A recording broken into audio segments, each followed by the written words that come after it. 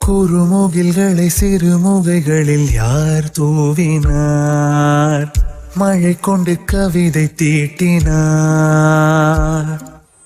இளம் பிறையின இதழிடையினில் யார் சூட்டினார்?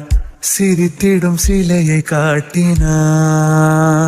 எறும்புகள் சுமந்து போகுதே சர்க்கரை பாறை ஒன்றினை, இருதயம் சுமந்து போகுதே இனிக்கிற காதல் ஒன்றினை. என் சின்ன நெஞ்சின் மீது இன்ப வாரமேற்றி வைத்ததார்.